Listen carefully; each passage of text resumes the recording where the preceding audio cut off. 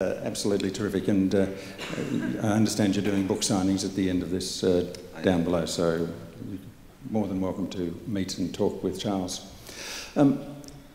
We're very pleased to have Tanya de Jong as well join us on this. Tanya is also... I'm not the next speaker, Rufus is. Just so you know. Rufus, thank you. Correct.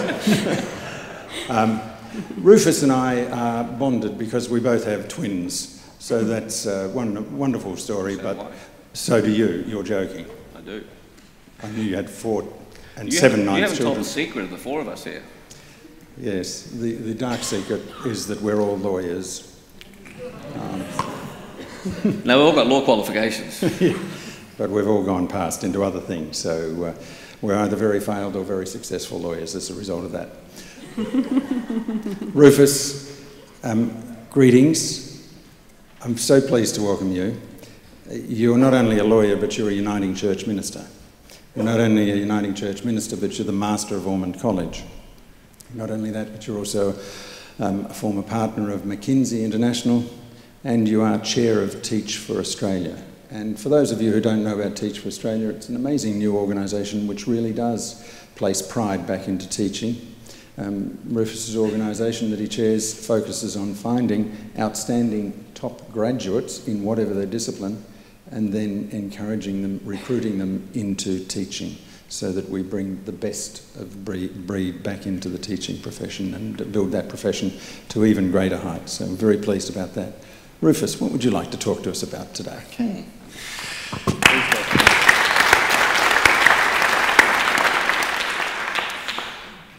Thank you. What I would like to talk about is Lord Martin Rees has given us as a civilization a roughly 50-50 chance of making it through this century in anything like the condition that we are in now. There is no doubt that if we are to come out on the right side of that 50-50%, we will need to engage in staggering and wholesale levels of innovation. If we are to have the world at less than 650 parts per million greenhouse gases, we will need to entirely reinvent how we think about energy. If we are to have enough water for people on the planet, and we need an extra 2.8 billion cubic litres by 2030, that's 90% of the amount we use in world agriculture today, or the world will be dramatically short of water. If we are to achieve any of the sustainability, whether physically or socially, that the planet needs, it will require staggering innovation.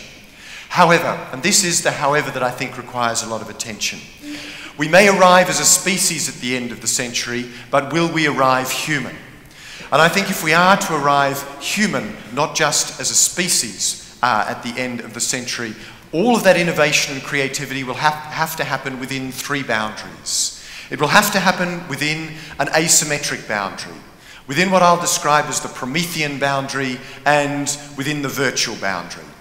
Now, to make those 3 boundaries remarkably concrete, I'm going to talk today briefly about drones, clones, and internet pornography. That is a picture of the internet. This is a drone. This is a military drone, of which there are a now significant number in operation. They are impressive pieces of equipment, as you can see.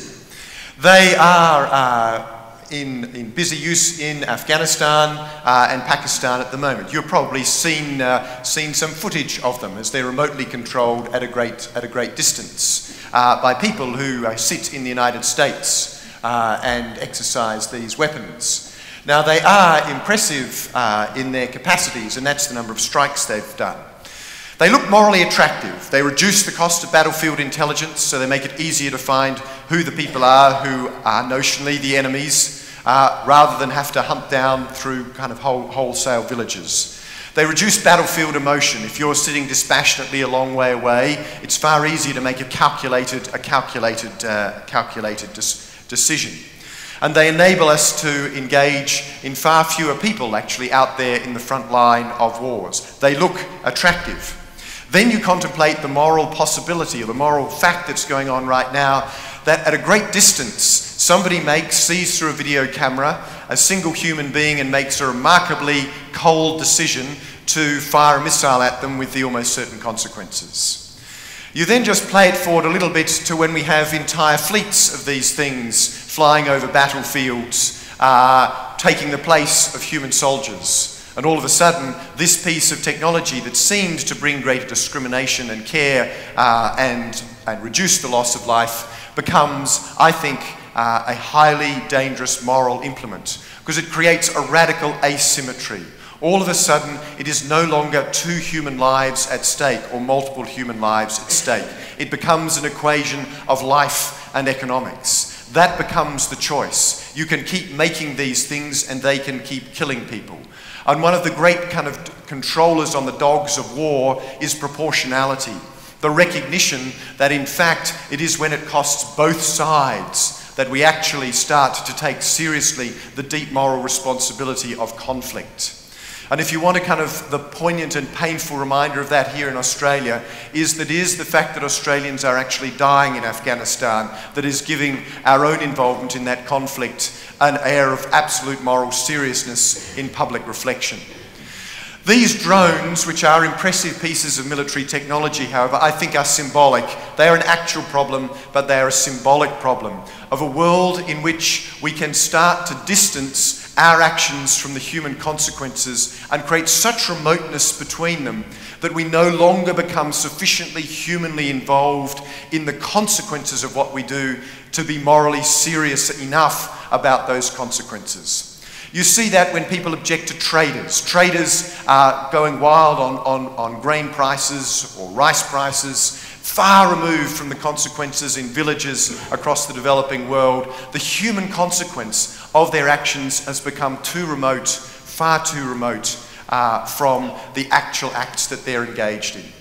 So we need to be clear that if we're engaging in this technology, in this kind of technological evolution, that we must live within the asymmetric boundary and ensure we retain that symmetry if we are actually to ensure that these technologies serve us well.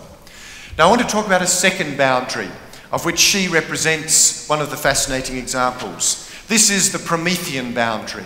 Most people know of the story of Prometheus, who stole the fire from the gods with all of the consequences for what it is, for what it was to be human.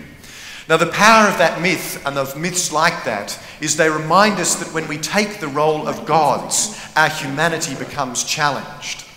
And that one of the great questions and challenges for us is to make sure that in fact we live within the human and don't assume divine functions. Whether or not you believe in a God, the mere idea of a God or gods are helpful to help us understand what it is to be human. Now Dolly the sheep, which is an impressive piece, she was an impressive product of biotechnology. There is no doubt that we will achieve the capacity to clone humans. That's a near scientific certainty. And the problem with cloning is not the ghoulish prospect of a child that looks like a parent, or of any of those kind of morally kind of queasy-making consequences we could produce. But the fact that what we have done is actually to no longer receive a human life as a gift, but it has become a technological product, where we have chosen it to have particular kinds of features. At the earliest stages of life, we have determined what we want that human to be. And when we become the makers of life, rather than the receivers of the gift of life, the very moral nature of what it is to be human fundamentally alters. The first of those things is we alter the nature of the relationship between children and parents. When we are receivers, we have to act of gifts, we have to act with unconditionality, because there isn't choice involved. And unconditionality is the foundation of loving parenthood. So if parents become the choosers and the makers of their children, then unconditionality is no longer at the centre of what parenthood is about. And in some ways we have in various areas of biotechnology already crossed this Promethean boundary and are making children products. And it alters our very own sense of who we are as agents in the world.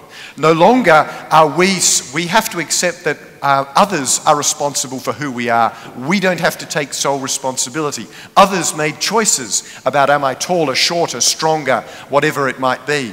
And if you worry about that, start to think about the fact that we do that today in all sorts of parts of the developing world with girls. as we choose boys or girls. And no longer in various parts of the world do people have the freedom just to be wholly themselves. Now that's a problem for boys who have chosen to have particular kind of desires of life foisted upon them. But contemplate the next part of that problem, which is the loss of social solidarity, the risk that when we actually have decided that some attributes are better than others, what happens to all of the people who don't have the desired attributes? And that's what you see in the treatment of young girls around the developed world, whose life chances are dramatically less than those of boys. Now that, you only need to multiply that to whatever other things that we might choose to have. So if we are to live within this Promethean boundary, then we need to be able to embrace the notion that health is about the restoration of normal function, not the enhancement of function. And there are enormous enthusiasts at the moment in the world of biotechnology who want to say that it is about the enhancement of human function. At that point, we have stolen the fire from the gods, and we actually start to turn ourselves into gods, something for which we actually do not have the human capacities to manage. So finally, the virtual boundary. The boundary that relates to internet pornography. There is no doubt this is the century of the virtual. But the virtual possesses with it a great many dangers. Apart from pornography, think about it, but let's focus on pornography as the particular case. We now know that those who are exposed to internet pornography are very rapidly desensitized to what it is that's sexually satisfying. That work is now clear and powerful. And what that does is it doesn't just relate to what people view virtually, it relates to their real lives. And so in their real lives, sexual satisfaction doesn't come until the much more extreme forms of pornography are fulfilled in human relationships. And people look to those human relationships being extreme from the earliest moments. Now the danger here is that we undermine both human trust and human intimacy, two of the most precious things about what it is to be human. Because human trust and intimacy in sexual relationships is formed by the gradual building of those relationships that enable us step by step to take ever greater risks of physical vulnerability with one another. Our physicality as humans ultimately matters. It matters because it's the foundation of our ability to truly trust one another and to relate to one another as a complete whole human person. And that's the second danger with pornography.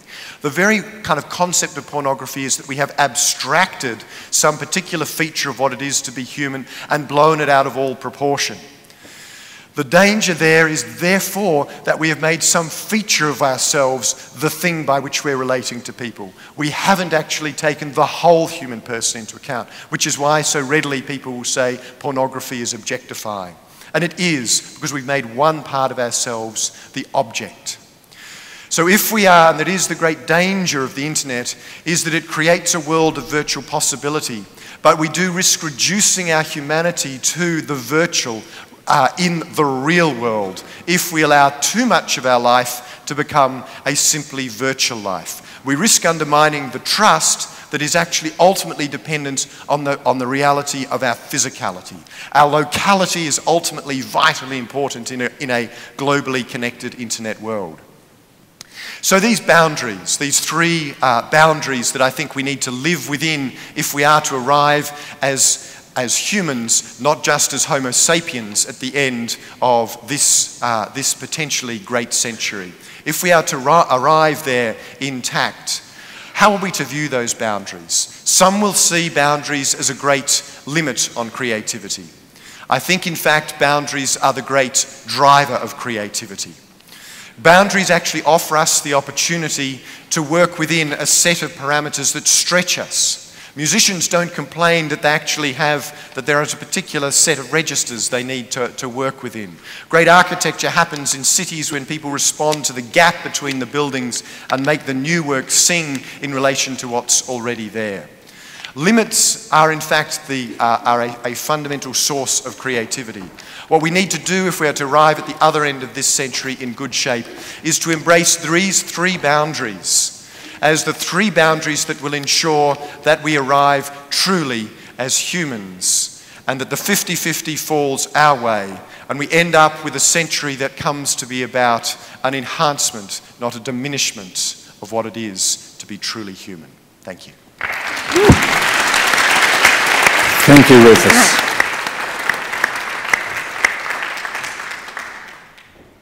An outstanding collection of